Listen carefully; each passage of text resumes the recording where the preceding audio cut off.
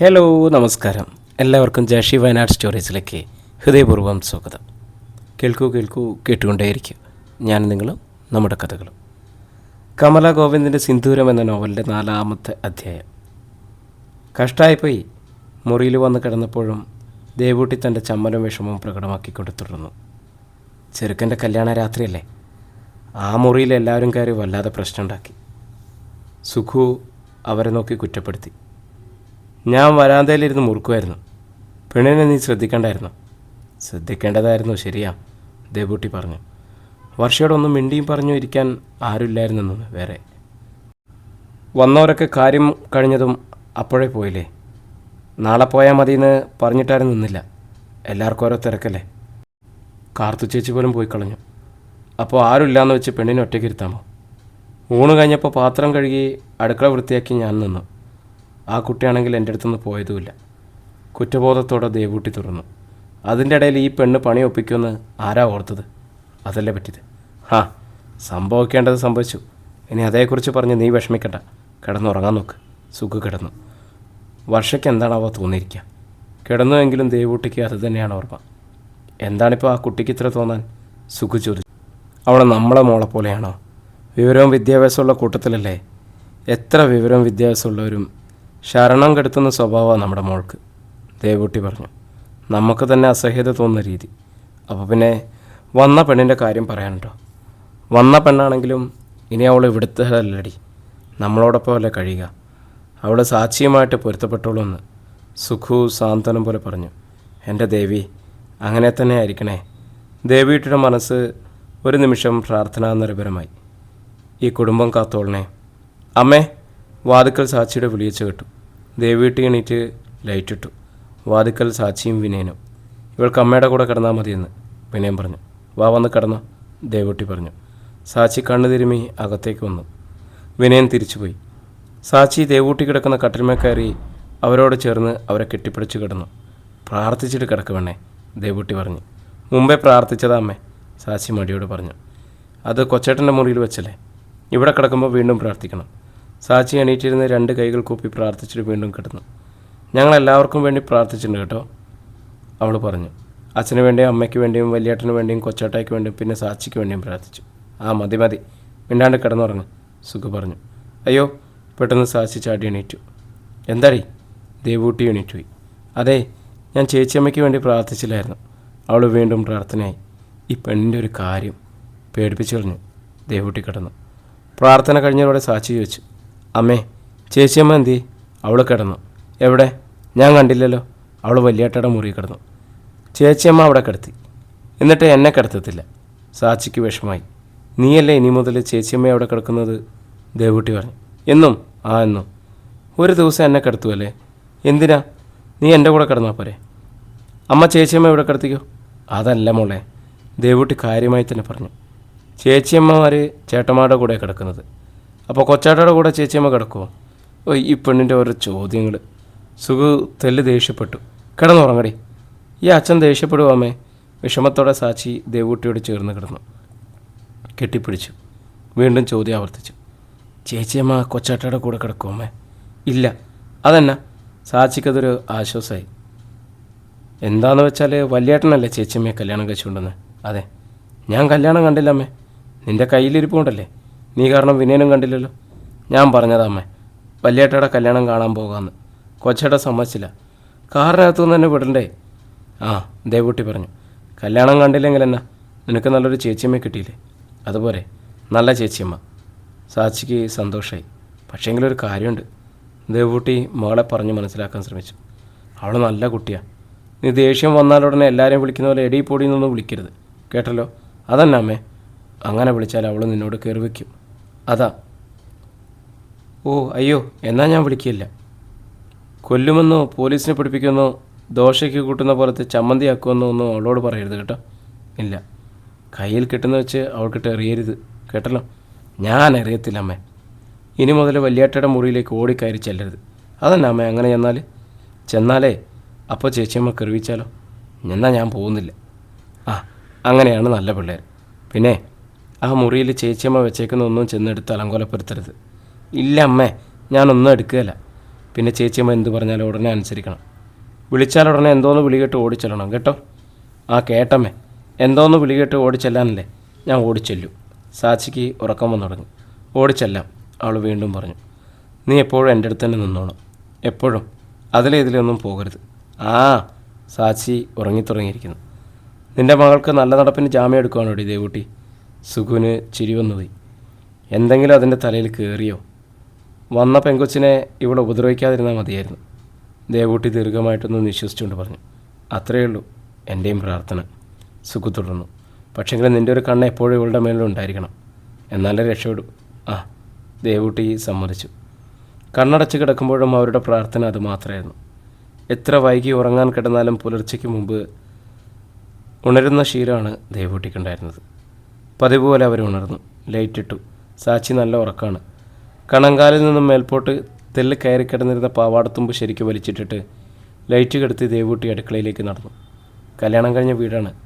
വിഭവങ്ങൾ കോരിയെടുത്തതും വിളമ്പിയതും ഒക്കെയായിട്ട് ഒരുപാട് പാത്രങ്ങൾ അടുക്കളയിലും മുറ്റത്തുമായിട്ടുണ്ട്. ചെറിയ പാത്രങ്ങളെല്ലാം ഇന്നലെ തന്നെ വൃത്തിയാക്കിയിരുന്നു.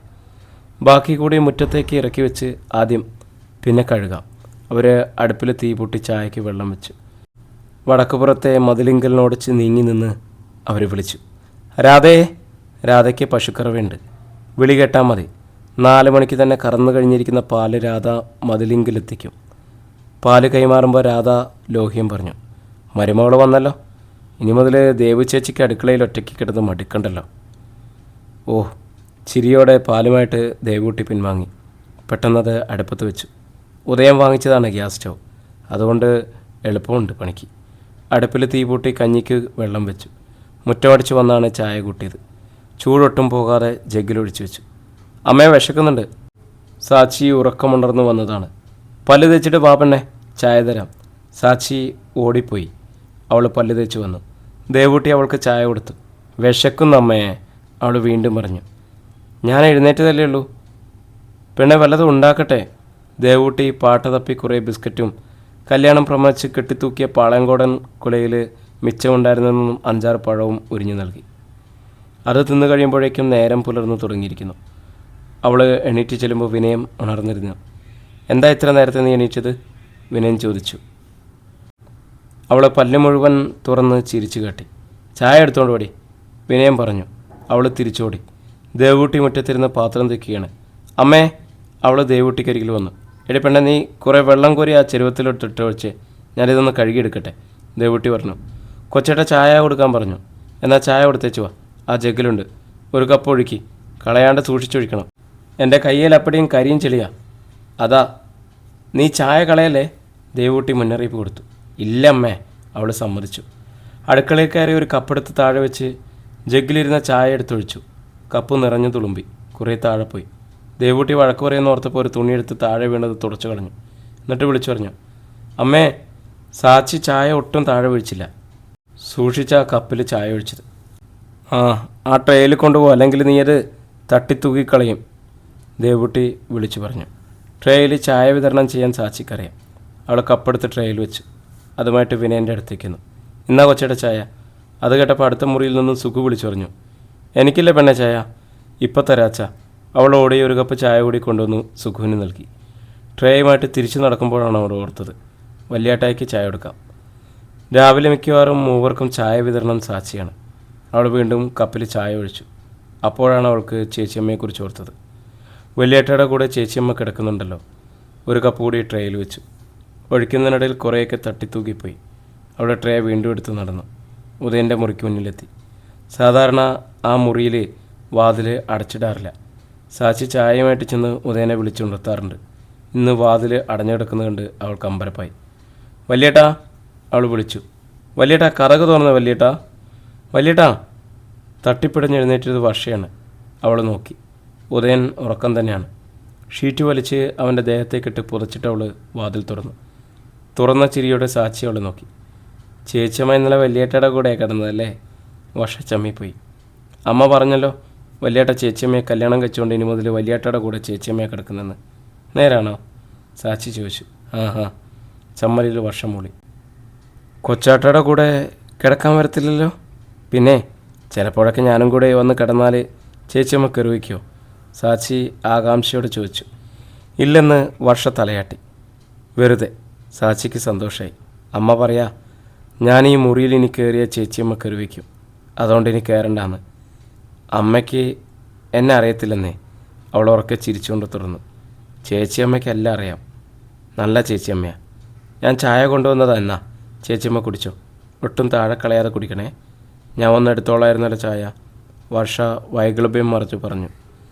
ഞാനാ ഇന്ന് എല്ലാവർക്കും ചായ കൊടുത്തേ. ഞാൻ എന്തോരം വിളിച്ചു. എന്തിനാ കഥ കടച്ചേ? ഞാൻ വലിയേട്ടയുടെ കൂടെ കിടന്നാൽ കഥ അടയ്ക്കത്തേയില്ല. ഇനി കഥ കടയ്ക്കണ്ട കേട്ടോ. ഞാനെന്നും ചായ കൊണ്ട് തരാം. ഇന്നാ. സാച്ചി ഒരു കപ്പ് ചായ വർഷയ്ക്ക് നീട്ടി. അവളത് വാങ്ങി. ബാക്കിയുമായി സാച്ചി അകത്തേക്ക് കയറാനൊരുങ്ങി. വർഷ തടഞ്ഞു. ചായ ഇന്ന് തന്നേക്ക്. ഞാൻ കൊടുത്തോളാം. വേണ്ടാന്നേ, വലിയേട്ടായിക്ക് ഞാൻ കൊടുത്തോളാം. ചായ ഞാൻ കൊടുക്കുമ്പോൾ വലിയേട്ട പറയും ഞാൻ മിടുക്കിയാന്ന്. സാച്ചി വീണ്ടും അകത്തേക്ക് കയറാൻ ശ്രമിച്ചു. വർഷയെ തള്ളിമാറ്റി. വേണ്ട സാച്ചി, ഞാൻ കൊടുത്തോളാം. സ്വരത്തിൽ അല്പം കടുപ്പം കലർത്തി വർഷ പറഞ്ഞു. ഇങ്ങ് തന്നാൽ മതി. എന്നാണ് ഞാൻ കൊടുത്താൽ? സാച്ചിയുടെ ഭാവം മാറിക്കഴിഞ്ഞിരുന്നു. വർഷ തെല്ല് പരിങ്ങലിൽ നിന്നു. ഒന്നുമില്ല, എന്നാലും ഞാൻ കൊടുത്തോളാം. എന്നാൽ നീ തന്നെ കൊടു. ഇതേണ്ട കിടക്കുന്നു. കയ്യിലിരിക്കുന്ന ട്രേ ചായക്കപ്പോടെ അവൾ വർഷയുടെ ദേഹത്തേക്ക് കമത്തി. കൃത്യമായി മാറിലേക്ക്. ഹൗസ് കോട്ടിനുള്ളിലൂടെ ചൂട് ചായ അവളുടെ വെളുത്തു തുടുത്ത ദേഹത്തേക്ക് അരിച്ചിറങ്ങി. അയ്യോ! അവളുടെ കയ്യിലിരുന്ന കപ്പും താഴെ വീണു. വർഷ പുകഞ്ഞു തുള്ളിപ്പോയി. അധ്യായം 8.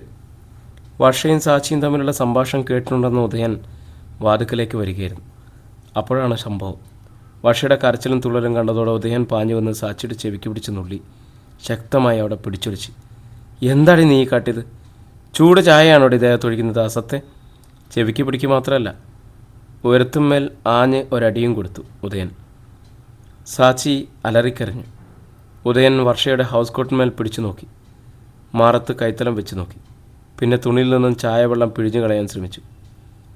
ആളിപ്പടർന്ന ഭാവത്തിൽ വർഷ സാച്ചിയെ നോക്കി. വർഷയുടെയും സാച്ചിയുടെയും നിലവിളി കെട്ടി സുഖവും വിനയനും പാഞ്ഞെത്തി. പാത്രം കഴുകിക്കൊണ്ടിരുന്ന ദേവൂട്ടി ഓടി വന്നു. എന്താണിവിടെ? അവർ ചോദിച്ചു. അച്ഛാ, സാച്ചി സുഖുവിനെ കെട്ടിപ്പിടിച്ചു. വലിയേട്ട സാച്ചിയുടെ ചെവിക്ക് പിടിച്ചു നുള്ളി. പിന്നെ എന്നെ തല്ലി. ഇതാ ഇവിടെ കെട്ട്. അവൾ ഉരം തൊട്ടു കാട്ടി. എന്താടാ ഉദയ, എന്താ ഉണ്ടായേ? വർഷയുടെ ആളിപ്പടർന്ന ഭാവം കണ്ടപ്പോൾ ദേവൂട്ടിക്ക് തോന്നി സാച്ചി എന്തോ ഒപ്പിച്ചിട്ടുണ്ടെന്ന്. എന്താ മോളെ, എന്താ ഉണ്ടായത്? നീയെങ്കിലും പറ. അവർ വർഷയുടെ അടുത്തേക്ക് നീങ്ങി. എന്താ ഉണ്ടായെന്നോ? തെല്ല അമർഷത്തിൽ ഉദയൻ പറഞ്ഞു. അമ്മയോട് ആര് പറഞ്ഞു ഇവളുടെ കയ്യിൽ ചായ കൊടുത്തുവിടാൻ? ഞങ്ങൾ അങ്ങോട്ട് വന്ന് എടുത്ത് കൊടുത്തോളുമായിരുന്നില്ലേ? മകൻ്റെ കടുവിച്ച ഭാവവും അമർഷസ്വരവും ഞങ്ങളെന്ന പ്രയോഗവും ദേവൂട്ടിയെ ഭയപ്പെടുത്തി. ആ ഭയത്തോടെ തന്നെ അവർ പറഞ്ഞു, ഞാനിവളുടെ കയ്യിൽ ചായ കൊടുത്തു വിട്ടു. എന്തിന്? പിന്നെ ഇതോ താഴെ പൊട്ടിക്കിടക്കുന്ന കപ്പും ഒഴുകിപ്പറന്ന ചായയും അവൻ ചൂണ്ടിക്കാട്ടി. അയ്യോ, ഈ പെണ്ണ് ചായയും കൊണ്ടുവന്നോ? വന്നെന്ന് മാത്രമല്ല, ചൂട് ചായ വർഷയുടെ ദേഹത്ത് കമത്തുകയും ചെയ്തു. പോരെ? ഉദയൻ വീണ്ടും പറഞ്ഞു. എന്തിനാണ് നീ വർഷയുടെ ദേഹത്ത് ചായ ഒഴിച്ചത്? ദേവൂട്ടി സാച്ചിയെ പിടികൂടി. ഒഴിച്ചെങ്കിലേ നല്ല കണക്കായിപ്പോയി. അവൾ പറയുവാണേ വലിയേട്ടായിക്ക് ചായ അവൾ കൊടുത്തോളാന്ന്. ഞാനല്ല ചായ എടുത്തുകൊണ്ട് വന്നത്, അതാ ഞാൻ ഒഴിച്ചത്, സാച്ചി പറഞ്ഞു. അവളോ? അവളെന്നോ? അധിക പ്രസംഗി. നീ എന്താടി വിളിച്ചത്? ദേവൂട്ടി അവളുടെ ചെവിയമ്മയെ പിടിച്ചു. സാച്ചി കുതിരി മാറി നിന്ന് വിളിച്ചു, കുമ്മച്ചി. എടി ദേവൂട്ടി കയ്യോങ്ങി. നിനക്ക് ഞാൻ വെള്ളം കോരി തരികയിലടി കുമ്മേ. ഉദയം നോക്കുമ്പോൾ വർഷയുടെ മുഖവാക്ക് വിളറിയിരിക്കുന്നു. മിഴികൾ തുളുമ്പുന്നു. വിതുമ്പിക്കൊണ്ട് അവൾ മുറിയിലേക്ക് കയറി. ചേച്ചിയമ്മയ്ക്ക് ഇനിയും ചായ ഞാൻ കൊണ്ടുവരാവേ, സാച്ചി പറഞ്ഞു. നീ മിണ്ടരുത്, ഉദയൻ ക്രോധത്തോടെ പറഞ്ഞു. നിന്നോട് ആര് പറഞ്ഞു ചായയും തുള്ളി കൊണ്ടുവരാൻ? മേലാൽ നീ ചായ കൊണ്ടുവരണ്ട. മേലാൽ സാച്ചി ചായ കൊണ്ടുവരലടാ വല്യേട്ടാ. സാച്ചിക്കും സങ്കടം വന്ന് പെട്ടെന്ന്. ഉദയൻ അകത്തേക്ക് കയറി. രാത്രിയിലേതിൻ്റെ ബാക്കി പുകലുണ്ടാക്കാനായിട്ട് രാവിലെ തന്നെ അവളുടെ ഒരു ചായ സൽക്കാരം. ഉദയൻ വാതിലടച്ചു. സാച്ചി വാതിലിന് നേരെ കൊഞ്ഞനം കുത്തി. പിന്നെ സങ്കടപ്പെട്ട് വെമ്മിപ്പൊട്ടി. മറ്റുള്ളവർ ഒരു നിമിഷത്തേക്ക് സ്തംഭിച്ചു പോയി. ഉദയൻ്റെ വാക്കുകളും പ്രകോപനവും പ്രവൃത്തിയും അത്രയേറെ വ്യത്യസ്തമായിരുന്നു. എന്തെങ്കിലും കാര്യത്തിന് വിനയൻ സാച്ചിയെ ശാസിക്കുകയോ കിള്ളുകയോ ചെയ്താൽ കൂടി അവനെ ഉദയൻ വഴക്ക് പറയും. എന്താടാ ഇത്, എപ്പോഴും നീ അവളെ കിള്ളുന്നത്? പ്രായത്തിനനുസരിച്ച് ബുദ്ധിയുണ്ടായിരുന്നെങ്കിൽ അവൾ ഇങ്ങനെയൊക്കെ പറയുകയും കാട്ടുകയൊക്കെ ചെയ്യുമോ? സത്യത്തിലൊരു രോഗിക്ക് കൊടുക്കേണ്ടുന്ന പരിഗണനയും സഹതാപവും അതിലുപരി സ്നേഹവും സാച്ചിക്ക് എപ്പോഴും കൊടുത്തിരിക്കണമെന്നാണ് അവൻ പറയുക. ഒറ്റ രാത്രി കൊണ്ട് എങ്ങനെ ആ പരിഗണനയും സ്നേഹവും സഹതാപവും നഷ്ടമായി? അവനെയും കുറ്റം പറയാൻ പറ്റില്ല. ദേവൂട്ടിക്ക് തോന്നി. അവൻ്റെ ജീവിതത്തിലെ ഏറ്റവും ആഹ്ലാദകരമായ, ഒരിക്കലും മറക്കാനാവാത്ത ദിവസമായിരുന്നു ഇന്നലെ. ഇന്നലെ രാവിലെ മുതൽ ഇവളെന്തൊക്കെ പ്രശ്നങ്ങളുണ്ടാക്കി. കല്യാണ മണ്ഡപം മുതൽ മണിയറ വരെ ആർക്കായാലും കഴിക്കും. എത്ര സ്നേഹമുള്ള സഹോദരനായാലും ഇതാ ഇപ്പോൾ പുലർച്ചയിലും ചൂട് ചായ ആ പെങ്കൊച്ചിൻ്റെ ദേഹത്തൊഴിച്ചാൽ പിന്നെ അവന് ദേഷ്യം വരാണ്ടിരിക്കുമോ? ആർക്കായാലും ദേഷ്യം വരും. ആ ദേഷ്യം അവൻ പ്രകടിപ്പിച്ചു എന്ന് മാത്രം. അതൊരിക്കലും സാച്ചിയോട് സ്നേഹം ഇല്ലാണ്ടല്ല, അനുതാപം ഇല്ലാണ്ടുമല്ല. ജനിച്ചപ്പോൾ മുതൽ അവളവരെ ശല്യപ്പെടുത്തുന്നു. പാവം കുട്ടികൾ. ദേവൂട്ടി ഓർത്തു. ഒരു കുഞ്ഞനുജത്തി ഉണ്ടായപ്പോൾ ഇരുവർക്കും എന്താഹ്ലാദമായിരുന്നു. എടുത്ത് ഓമനിക്കാൻ പോലും മത്സരമായിരുന്നു. ഒടുവിലവൾ മന്ദബുദ്ധിയാണെന്നറിഞ്ഞപ്പോൾ ഏറെ കരഞ്ഞത് ഉദയനാണ് താനും. എന്തും അവൻ സഹിക്കും എന്ന് കരുതി അവൻ കെട്ടിക്കൊണ്ടുവന്ന പെണ്ണിനെ ഉപദ്രവിച്ചാലും സഹിക്കണമെന്നുണ്ടോ? വിനയനും സുഖവും പോയി കഴിഞ്ഞിരുന്നു. അവരോടൊപ്പം സാച്ചിയും പോയി. ദേവൂട്ടി താഴെ കിടന്നിരുന്ന കപ്പിൻ്റെ മുറികൾ പെറുക്കിയെടുത്ത് ഉമ്മറത്തേക്ക് ചെന്നു. നിന്നോട് ആര് പറഞ്ഞു സാച്ചിയുടെ കയ്യിൽ ചായ കൊടുത്തു വിടാൻ? സുഖു ഈർഷ്യയോട് ചോദിച്ചു. ഉമ്മറത്തിരിക്കുകയാണ് അയാൾ. ദേവൂട്ടിക്ക് സങ്കടം വന്നു. ഞാൻ അങ്ങനെ ഒരു ബോധക്കേട് കാട്ടുമെന്ന് നിങ്ങൾക്ക് തോന്നുന്നുണ്ടോ? മുറ്റത്തേക്ക് ഇറങ്ങിയിട്ട് കപ്പിൻ്റെ മുറികൾ കുപ്പയിലേക്ക് എറിഞ്ഞിട്ട് തിരികെ വന്നുകൊണ്ട് ദേവൂട്ടി പറഞ്ഞു. ഞാൻ ആ പാത്രം കഴുകുമായിരുന്നു. കൊച്ചേട്ടൻ ചായ ചോദിച്ചെന്നോട് പറഞ്ഞു. കയ്യപ്പടി അഴുക്കലെ ചായ എടുത്ത് കൊടുക്കടിയെന്ന് ഞാനും പറഞ്ഞു. അപ്പോൾ ഉദയനും കൊടുക്കാൻ ഇവിടെ ഒരുങ്ങുന്ന് ഞാൻ സ്വപ്നത്തിൽ പോലും കരുതിയില്ല. ദേവൂട്ടി തുടർന്നു. ഇന്നലെ രാവിലെയും രാത്രിയിലും ഇന്ന് രാവിലെയും ഒക്കെ സംഭവിച്ചൊന്നും സംഭവിക്കാൻ പാടില്ലാത്തതായിരുന്നു. പുത്തരിയിൽ കല്ലുകടിച്ച പോലെയായി വർഷയ്ക്ക്. എല്ലാം എൻ്റെ ആലോചനക്കുറവും നോട്ടപ്പശുക. ഞാനാ കുറ്റക്കാരി. ഇനി അങ്ങനെയൊന്നും ഉണ്ടാവേണ്ട, ഞാൻ നോക്കിക്കൊള്ളാം. എന്നാൽ പോരെ? സുഖം മിണ്ടിയില്ല. സാച്ചി ഉമ്മറത്തെ കസരയിൽ കുത്തിയിരുന്ന് ഏങ്ങുന്നുണ്ട്. കണ്ണ് തിരുമുന്നുണ്ട്. ദേവൂട്ടി അവിടെയൊന്ന് നോക്കി. എന്നിട്ട് അകത്തേക്ക് കയറി അടുക്കളയിലേക്ക്. രാവിലെ കാപ്പിക്കുള്ളതും ഉച്ചക്കത്തെ ഊണും ഒക്കെ തയ്യാറാക്കാൻ കിടക്കുന്നു. പാത്രം പകുതി പോലും കഴുകിയിട്ടുമില്ല. ദേവൂട്ടി പണികളിലേക്ക് മുഴുക്കി. കഞ്ഞിക്ക് അരി കഴുകിയിട്ടു. പുട്ടുണ്ടാക്കുന്നതിനാൽ അരിപ്പൊടിയെടുത്ത് പാത്രത്തിലിട്ട് നനച്ചു.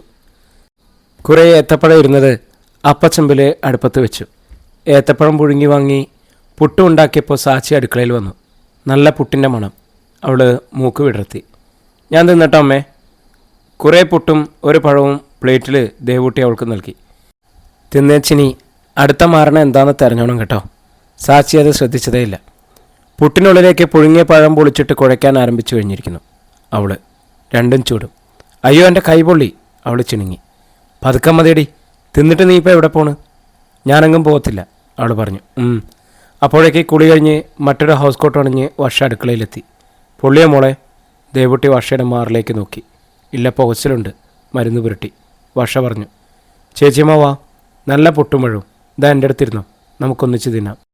സാച്ചി ക്ഷണിച്ചു. ആർക്കെന്ത് കൊടുക്കുന്നതും സാച്ചിക്ക് ഇഷ്ടമാണ്. പാത്രത്തിന് ചുറ്റും വാരി വിതറിക്കൊണ്ട് വാരി വലിച്ചുള്ള തീറ്റയാണെന്ന് മാത്രം. വർഷ മുഖം തിരിച്ചു. അതിൻ്റെ മനസ്സിലെ വൈര്യബുദ്ധിയോ പിണക്കോ ഒന്നുമില്ല മോളെ. ഇപ്പോൾ ചെയ്യുന്നത് ഇപ്പോൾ തീരും, അത്രയേ ഉള്ളൂ. ദേവൂട്ടി വർഷയോടായി പറഞ്ഞു. വർഷ കേട്ടതായി ഭാവിച്ചെന്ന് ചിരിച്ചു. പിന്നെ കറിക്ക് നോക്കുന്ന ദേവൂട്ടിയോടൊപ്പം ഇരുന്നു. മറ്റൊരു കറിക്കത്തി എടുത്തു. ദേവൂട്ടിക്ക് സന്തോഷമായി. അവിയലിനെ മോളെ? അവിയൽ മോൾക്ക് ഇഷ്ടമാണോ? അതെ, അവൾ പറഞ്ഞു. ഇന്നലത്തെ തീയലും പച്ചടിയും അച്ചാറും പുളിശ്ശേരിയും ഒക്കെ മിച്ചം വന്നതുണ്ട്. പിന്നെ ഈ അവിയൽ മോളുടെ വീട്ടിൽ നിന്ന് ഇന്ന് ആൾക്കാർ വരൂലേ? എന്താ വേറെ ഉണ്ടാക്കേണ്ടത്? ഇറച്ചിയും മീനും ഒക്കെ ആയാലോ? വിനയം വാങ്ങാൻ പോയിട്ടുണ്ട്. വർഷ ചെറുതായിട്ടൊന്ന് ചിരിച്ചു. ഇറച്ചി മീനും എനിക്കും വേണം, സാച്ചി പറഞ്ഞു. തീറ്റ കഴിഞ്ഞ് അവൾ എണീറ്റു. ആ ദേവൂട്ടി മുളി. ഞാനും കറിക്കറിയാൻ പോവാ. സാച്ചി ഒരു കറിക്കത്തിയുമായിട്ട് അവർക്കരികിലിരുന്നു. നീ ഇപ്പോൾ കറിക്ക് നുറുക്കണ്ട, നിന്നോട് വെള്ളം കോരാൻ ഞാൻ പറഞ്ഞില്ലേ, അത് ചെയ്. സാച്ചി കത്തിയിട്ടിട്ട് പുറത്തേക്ക് പോയി. കിണറ്റുകാരിയിൽ കണ്ട പാത്രങ്ങളെല്ലാം വെള്ളം കോരി വെച്ചു. സാച്ചിക്ക് നന്നായി ചെയ്യാനറിയാവുന്ന ഒരേ ഒരു ജോലിയാണത്. വെള്ളം കോരിക്കഴിഞ്ഞ് അവൾ കിണറ്റിൻകരയിൽ കുത്തിയിരുന്ന് ദേവൂട്ടി ഉപയോഗിച്ച ചകിരിയും ചാരവും കൊണ്ട് പാത്രങ്ങൾ തേക്കാൻ തുടങ്ങി. അതുകണ്ട് ദേവൂട്ടി വർഷയോട് പറഞ്ഞു. ഒത്തിരുന്നാലിങ്ങനെ വല്ലതും ചെയ്യും, വൃത്തിയാകത്തില്ല. വർഷ മറുപടിയൊന്നും പറഞ്ഞില്ല. പാത്രം കഴുകിയിട്ട് സാച്ചി വന്നു. പെരുവിരൽ മുതൽ നെറുക വരെ കരിയും വെള്ളവുമായി, പാവാടയും ബ്ലൗസും ഉൾപ്പെടെ. അമ്മേ, പാത്രം മുഴുവൻ ഞാൻ കഴുകി, വെള്ളം കോരി. ഇനി എന്നതാ അമ്മേ പണി? അവൾ ചോദിച്ചു. ഇനി തൽക്കാലം പണിയൊന്നുമില്ല നിനക്ക്. നീ പോയിട്ട് കുളിച്ച് ഈ വേഷമൊക്കെ ഒന്ന് മാറ്റ്. കരിക്കുള്ളിൽ കിടന്ന് ഉരുണ്ട പോലെ ഉണ്ടല്ലോ. എനിക്ക് വിശക്കുന്നുണ്ടമ്മേ. ദാണ്ട് ഒരു പഴം എടുത്തു നിന്നോ. 2 പഴം ഞാൻ എടുക്കും. 2 അവളെടുത്തു. അതുമായിട്ട് പുറത്തേക്ക് ചാടി ഇറങ്ങി. എവിടെ പോവാടി? വന്ന് കുളിക്ക്. ഞാനേ ഒരു പഴം കൊണ്ടുപോയി കുട്ടപ്പായിട്ട് കൊടുത്തിട്ട് വരാം. വന്നാൽ ഉടനെ കുളിച്ചോടാം കേട്ടമ്മേ. സാച്ചി പിന്നെ പുറത്തേക്ക് ഓടി. ആ വേഷത്തിലാണല്ലോ പോക്ക്. കുളിക്കാൻ പറഞ്ഞപ്പോൾ ഞാൻ വടിയും കൊണ്ടുവരാൻ ഇടയാക്കല്ലേ, ദേവൂട്ടി വിളിച്ചു പറഞ്ഞു. ആര് കേൾക്കാൻ? അവൾ വഴിയിലെത്തിയിരുന്നു. ദേവൂട്ടിയുടെ പുറകെ പോകാൻ എവിടെ സമയം? ഷാൻറ്റിയുടെ പറമ്പിൽ 3 കമ്പുകളും മറ്റും നാട്ടി കുട്ടപ്പായും ഷാൻറ്റിയും കൂടി ക്രിക്കറ്റ് കളിക്കുന്നു. ഓലമടലിൻ്റെ അറ്റം വെട്ടി ബാറ്റിൻ്റെ പരുവത്തിലാക്കി കുട്ടപ്പൻ പിടിച്ചിരിക്കുന്നു. അനു മാറിയിരിക്കുന്നുണ്ട്. കുട്ടപ്പായി, ഇന്നാടാ പഴം, സാച്ചി വിളിച്ചു. കുട്ടപ്പായി ഓടി വന്നു. ഒരു പഴം മേടിച്ചു. സാച്ചി എനിക്കെന്താ? അനു വന്നു. സാച്ചി എനിക്കൂ. ഷാൻറ്റിയും വന്നു. അയ്യോ, ഞാനതിന് കൊടുത്തു, സാച്ചി പറഞ്ഞു. സാച്ചിയുടെ ഇരിക്കുന്നത് ഞങ്ങൾക്കിതാ. അപ്പോൾ എനിക്കില്ലല്ലോ. സാച്ചി ഒന്ന് ആലോചിച്ചു. ഞാൻ ഇച്ചിരി തരാം. അവൾ പഴത്തിൻ്റെ അറ്റത്തുനിന്ന് ഇത്തിരീഷെ കിള്ളിപ്പറിച്ച് 2 പേർക്കും കൊടുത്തു. ബാക്കി കടിച്ചു മുറിച്ച് തിന്നു. പിന്നെ അവരോടൊപ്പം കളിയിലായി. കുറേ സമയം കളി തുടർന്നു. അപ്പോഴേക്കും ഷാൻറ്റി വീട്ടിനുള്ളിലേക്ക് പോയിട്ട് 2 അച്ചപ്പുമായിട്ട് വന്നു. ഷാൻറ്റി എനിക്ക്, അനു പറഞ്ഞു. ഷാൻറ്റി എനിക്ക്, കുട്ടപ്പായും പറഞ്ഞു. ഷാൻറ്റി എനിക്കിതാ, സാച്ചി കൈനീട്ടിക്കഴിഞ്ഞു. ഒരെണ്ണം തനിക്കായി എടുത്തിട്ട് ഷാൻറ്റി ഒരപ്പം പങ്കുവെച്ച് മൂവർക്കുമായിട്ട് കൊടുത്തു. മൂവരും തിന്നു. ഷാൻറ്റി തിന്നു വരുന്നതേ ഉള്ളൂ. ഷാൻറ്റി ഇച്ചിരി കൂടി താടി, സാച്ചി പറഞ്ഞു. തരത്തില്ല, മുമ്പേ പഴം മുറിച്ചപ്പോൾ എനിക്ക് ഇച്ചിരിയല്ലേ തന്നത്, ഷാൻറ്റി പറഞ്ഞു. എന്നിട്ടും സാച്ചി കൊതിയോടെ കൈനീട്ടി. ഷാൻറ്റി ഒരു തുള്ളി മതി, ഒരു തുള്ളി താടി. തരത്തില്ല. ഷാൻറ്റി അത് കറുമുറ കടിച്ചു തിന്നാൻ തുടങ്ങി. കുരങ്ങത്തി, 100 കുരങ്ങത്തി, കൊതിച്ചി. സാച്ചിക്ക് കൊതി നിൽക്കുന്നില്ല. എൻ്റെ വീട്ടിൽ ഇനിയും അച്ചപ്പം ഉണ്ടല്ലോ, ഷാൻറ്റി വീമ്പ് പറഞ്ഞു. എൻ്റെ വീട്ടിൽ പഴമുണ്ടല്ലോ, പുട്ടുണ്ടല്ലോ. എൻ്റെ വീട്ടിൽ ഇറച്ചി മേടിച്ചിട്ടുണ്ട്, സാച്ചി വിട്ടില്ല. ഞങ്ങളുടെ ആൻറ്റി നാളെ വരുമ്പോൾ ഞങ്ങളും ഇറച്ചി മേടിക്കുമല്ലോ, ഷാൻറ്റി പറഞ്ഞു. നിൻ്റെ ആൻറ്റി കുരങ്ങത്തിയാ, സാച്ചി വീറോടെ പറഞ്ഞു. ഷാൻറ്റി വിടുമോ? നിൻ്റെ ചേച്ചിയമ്മ കുരങ്ങത്തി. എൻ്റെ ചേച്ചിയമ്മ നല്ലതടി. നുണ, പൊട്ട നുണ. നീയാടി നുണച്ചി. എടാ കുട്ടപ്പായി, എൻ്റെ ചേച്ചിയമ്മ നല്ലതല്ലേടാ. അതെ, ഒരു പഴം കിട്ടിയതിൻ്റെ നന്ദി അവനുണ്ടായി. ഇപ്പം കേട്ടോ, ഇപ്പം കേട്ടോ. സാച്ചി ഷാൻറ്റിയുടെ കവളത്തൊരു കുത്തു കൊടുത്തു. ഷാൻറ്റിക്ക് നൊന്തു. അവൾ കരയാൻ തുടങ്ങി. അപ്പോഴാണ് പെട്ടെന്ന് സാച്ചിയെ പിന്നിൽ നിന്നും ദേവൂട്ടി പിടികൂടിയത്. കയ്യിൽ ഒരു വടിയുണ്ട്. അയ്യമ്മ, എന്നെ തല്ലല്ലേ. അടി കിട്ടിയെന്ന മട്ടിൽ സാച്ചി കണ്ണുകൾ ഇറുക്കിയടച്ചു. ഈ കരിയും മണ്ണും പുരണ്ട വേഷമിട്ട് ഇപ്പോൾ വരാമെന്ന് പറഞ്ഞ് നീ പോന്നിട്ട് എത്ര നേരമായിടി? കുളിച്ച് വേഷം മാറ്റാൻ പറഞ്ഞപ്പോൾ ദേവൂട്ടി ദേഷ്യപ്പെട്ടു. നീ കളിക്കുന്നു നിന്നിട്ട്. എന്നതാ ചോദിച്ചേച്ചി? ഷാൻറ്റിയുടെ അമ്മച്ചി സൂസൻ വിളിച്ചു വെച്ചു. വർഷയുടെ വീട്ടുകാരിന്ന് ആൾക്കാരിപ്പോൾ വരുവേ. ഇത്തിരി പണിയുണ്ടായിരുന്നു അടുക്കളയിൽ. ഒന്ന് കുളിച്ച് വേഷം മാറാൻ പറഞ്ഞപ്പോൾ പെണ്ണ് കളിയോട് കളി. സൂസനോട് വിളിച്ചു പറഞ്ഞിട്ട് ദേവൂട്ടി സാച്ചിക്ക് നേരെ വടി വാങ്ങി. ഒന്നങ്ങ് തന്നാലുണ്ടല്ലോ ഞാൻ. സാച്ചി അസ്ത്രം പോലെ പാഞ്ഞു. പിന്നാലെ വടിയുമായിട്ട് ദേവൂട്ടിയും. അവൾ ഗേറ്റിങ്ങിലെത്തുമ്പോഴേക്കും ഒരു കാറ് വന്നു നിന്നു. വർഷയുടെ ആൾക്കാരെത്തിയതാണ്. ദേവൂട്ടി സ്തബ്ധയായി നിന്നുപോയി. സാച്ചിയുടെ വേഷം മാത്രമല്ല, ദേവൂട്ടിയുടെ വേഷം മുഷിഞ്ഞതായിരുന്നു. കുളിക്കാൻ കുളിമുറിയിൽ കയറിയതാണ്. അപ്പോഴാണ് സാച്ചിയുടെ കാര്യം ഓർത്തത്. വന്നവർ അമ്മയും മകളെയും നോക്കി, പിന്നെ പരസ്പരം നോക്കി. വരൂ വരൂ. വൈക്ലഭ്യം മറച്ച് ദേവൂട്ടി അവരെ പെട്ടെന്ന് ക്ഷണിച്ചു. വീട്ടിലുള്ളവരും മറ്റുള്ളവരും ഉമ്മറത്തേക്ക് വന്നു. ദേവൂട്ടിയും സാച്ചിയും കണ്ട് അവരും വിളറിപ്പോയി. അത്തി എന്നതും ദേവൂട്ടി സാച്ചിയെ കുളിമുറിയിലാക്കി.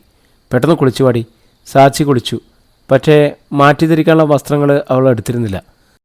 ധൃതിക്കിടയിൽ ദേവൂട്ടി അത് ഓർത്തതുമില്ല. സാച്ചി ഒട്ടും ചിന്തിച്ചില്ല.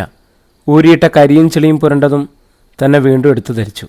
അതവിടെ ഇടയായിട്ട് നനഞ്ഞു വരുന്നു. മുടിയിലെ വെള്ളം അവളെ എത്ര തുവർത്തിയാലും പോകത്തുമില്ല.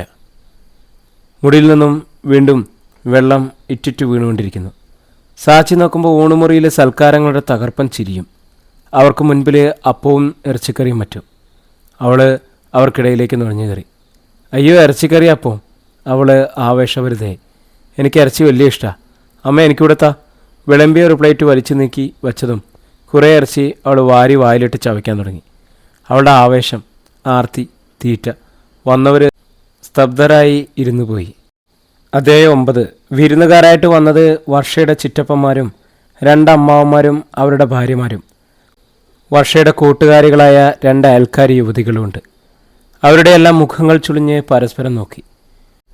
വിളമ്പുകയും തമാശ പറയുകയുമായിരുന്നു ഉദയനും വിനയനും സുഖവും. വർഷയും ദേവൂട്ടിയും വിളമ്പാനുള്ള ഓരോ പാത്രങ്ങളിലാക്കി തരംതിരിച്ചെടുക്കുകയും കൊടുക്കുകയും. ആകെ ആഹ്ലാദം നിറഞ്ഞ ബഹളമയമായിരുന്നു അന്തരീക്ഷം. പെട്ടെന്ന് എല്ലാം നിശബ്ദമായി. വല്ലാതെ വിളറിപ്പോയി ഉദയനും വർഷയും. സുഖവും ദേവൂട്ടിയും അതിലേറെ വിഷമിച്ചു. വിനയനും. പുതിയ ബന്ധുക്കളുടെ മുമ്പിൽ വെച്ചാണ് പെട്ടെന്ന് സാച്ചി ഇങ്ങനെ ചെയ്തത്. അതും ആവേശം. ബഹളം പെട്ടെന്ന് നിന്നതുകൊണ്ട് തന്നെ വീണ്ടും അപ്പോ ഇറച്ചിയും വാരി വായിലേക്ക് കൊണ്ടുവന്ന് സാച്ചി ഒന്ന് നോക്കിയത്. വായി തുറന്നപടി ഇരുന്നു അവൾ, ഒരു സ്തംഭനാവസ്ഥയിൽ. കുറേ അപരിചിതർ ആ മേശയ്ക്ക് ചുറ്റും ഉണ്ടായിരുന്നുവെന്ന് അവൾക്ക് ബോധ്യപ്പെട്ടത് ഒരുപക്ഷെ അപ്പോഴാണ്. പടിക്കൽ വെച്ച് കുറേ പേരെ കണ്ടു. പക്ഷെ ദേവൂട്ടിയുടെ വടി പേടിച്ച് അവൾ അകത്തേക്ക് ഓടിക്കയറിയിരുന്നു. വന്നവർ ഈ വീട്ടിലേക്കായിരുന്നോ എന്ന്, അവർ വർഷയുടെ വീട്ടുകാരാണെന്നോ, ഏറ്റവും മര്യാദയ്ക്കും മാന്യവുമായിട്ടാണ് അവർ സ്വീകരിച്ച് സൽക്കരിച്ച് അയക്കണമെന്നോ അവൾക്കറിയില്ലല്ലോ. കുളി കഴിഞ്ഞപ്പോൾ തന്നെ നല്ല വിശപ്പ്. കുളിച്ചിട്ട് വന്നപ്പോൾ കണ്ടതോ അപ്പോൾ ഇറച്ചിക്കറിയും. സാച്ചിക്ക് ഇറച്ചി എത്ര തിന്നാലും മതിവരാത്തൊരു സ്വഭാവമാണ്. പ്ലേറ്റിൽ ഇറച്ചി കണ്ടതോടെ ആർത്തി മുഴുത്തു.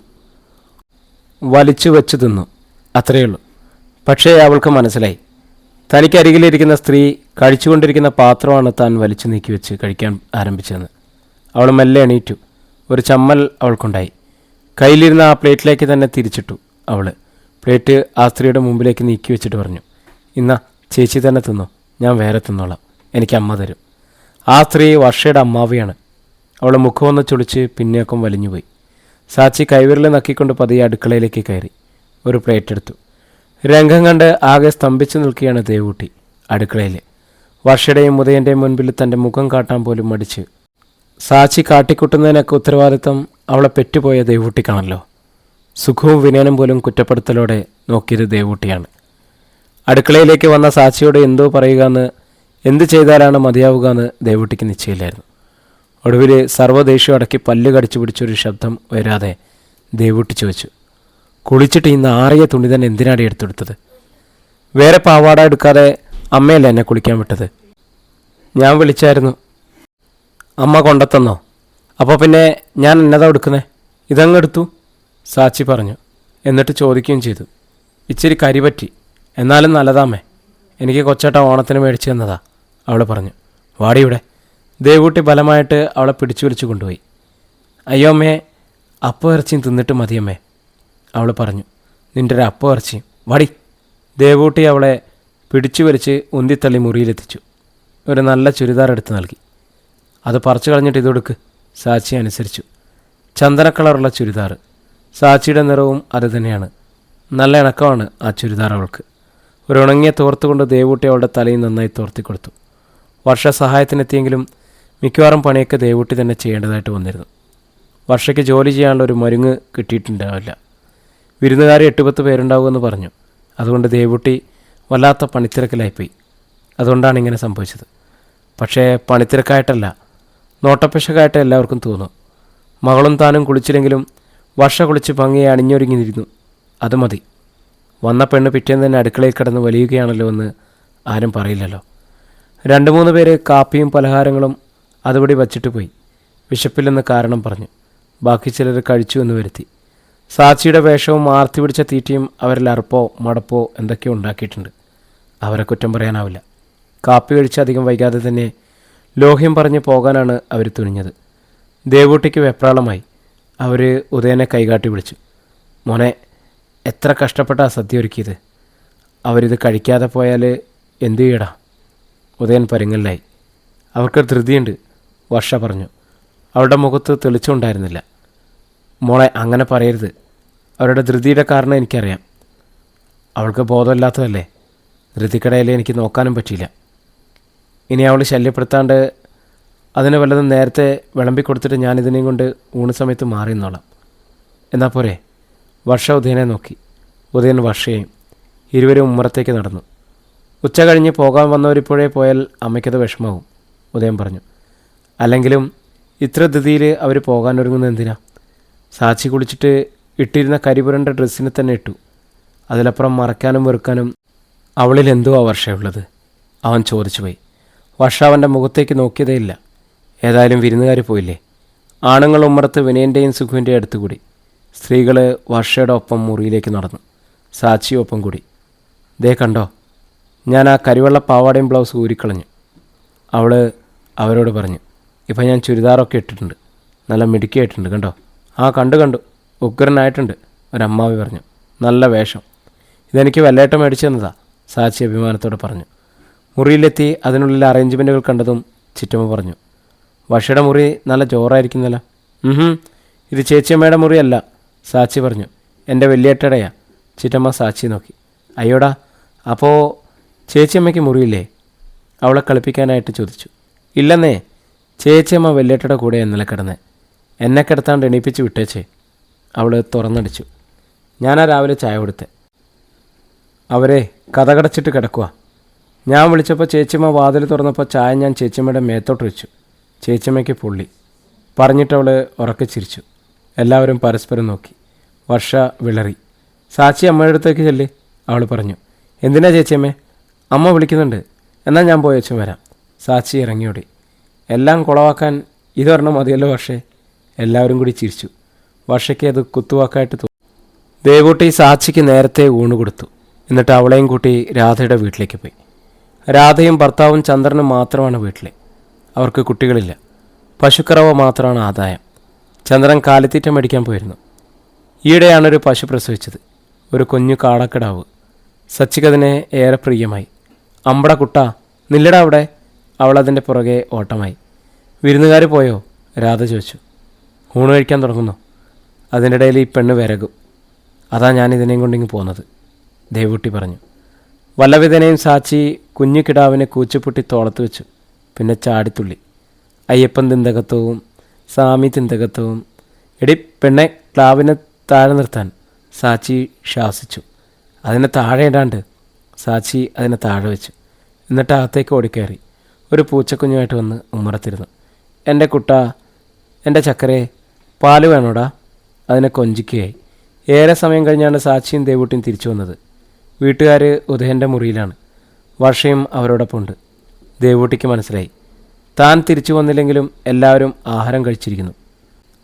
വർഷ പോലും തനിക്കായി കാക്കുകയോ തന്നെ വിളിക്കുകയോ ചെയ്തിട്ടില്ല. ദേവൂട്ടി സാച്ചിയെ ബലമായിട്ട് അടുക്കളയിൽ തന്നെ ഒതുക്കിയിരുത്തി.